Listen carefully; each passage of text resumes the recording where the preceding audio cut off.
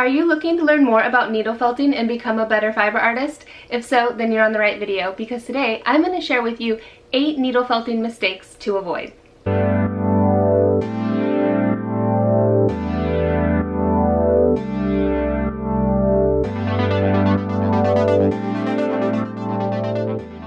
Hi everyone, and welcome to today's needle felting video, 8 common needle felting mistakes to avoid. My name is Iceland, and on this channel, Snowflake Forest Felting, I share needle felting videos, have needle felting tutorials, and share product reviews from time to time. So if you're new and this interests you, please consider subscribing. And if you want to know more about anything you see here on this channel, be sure and check the links down in the description below this video or leave a comment. I'd love to connect with you there. And please share this video wherever you can if you think it might help someone too, as with all my videos.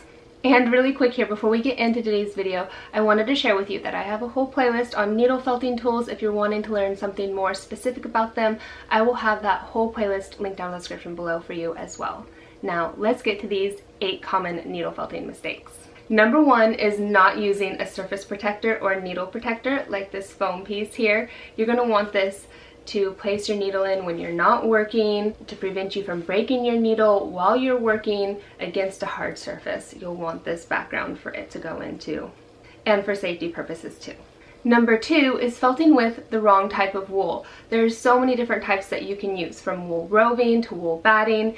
It's going to create a different type of look, and you'll want to use it for different parts of your creation. Also, some wools are going to be stiffer and others will be more flexible. It will depend on the breed of wool and the way the wool is treated and cared for as well too. There's just a whole lot of factors that go into types of wool. It is also really important when getting started needle felting to use a core wool for your projects and then use the colored wool around it. Also, I know I've mentioned this before, but core wool is really flexible and that'll really help you when beginning to shape your project into what you want it to become, and then use the colored wool over it.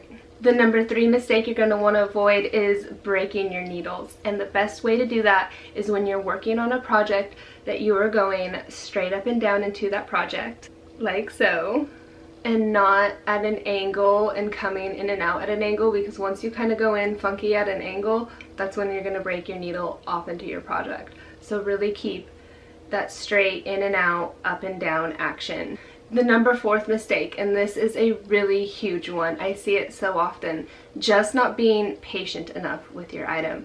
You have to realize you are taking your wool from this shape to this shape, and so that is going to take time and is a process where you are hand making it with that needle and entangling the fibers to create the object.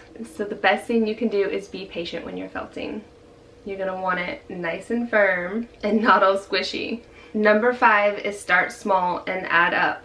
Don't try to use a ton of wool at once and felt all that through. You only have so much room with the needle that does the actual piercing and entangling action. So don't be afraid to add wool. Cutting away wool is just going to take more time, and you'll have been felting wool that you didn't need to felt in the first place. Also, don't be afraid to cut out on that project if you need to, but really if you find you start smaller with the wool and add on, you're going to get more of the desired effect that you're looking for. Number 6, trim your item when you're finished.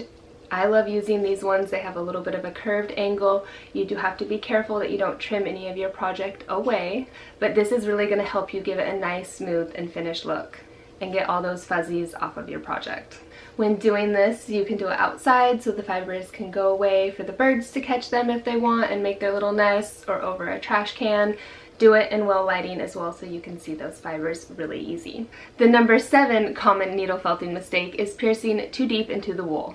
As I was saying, there's only a portion of the needle that is barbed, and that is what's going to grab the fibers and mesh them and begin to create your project for you. Lastly, number 8 is using the wrong type of needle with the wrong type of fiber. Needle felting needles come in many different gauges and designs, anywhere from like 30 to 40 gauge to star, triangle, reverse, spiral, and then different types of sheep create different types of wool. Therefore, there's like different types of breeds of sheep, so therefore different wools will be more coarse, more fine, short hair, long hair. So when getting a needle, make sure you're using the correct type of needle with it. And you'll notice when buying your needle felting needles, it'll tell you if it's fine gauge or coarse or not. You'll also find wool roving is a finer wool, whereas wool batting is a coarser wool. So therefore you'll want the correlating needle with those.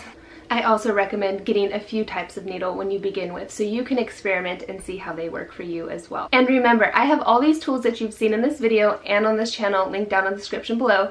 You can learn more there. And that's it. Those are the 8 common mistakes that I had for you guys today. I hope you learned something new. If you did, please be sure and give this video a thumbs up, share it where you can, and if you haven't subscribed yet, please consider subscribing. And if there's something you'd like to see me felt next, drop it down in the comments below. I might just make it. Thank you so much for watching as always. Happy felting, and I'll see you in my next video. Bye!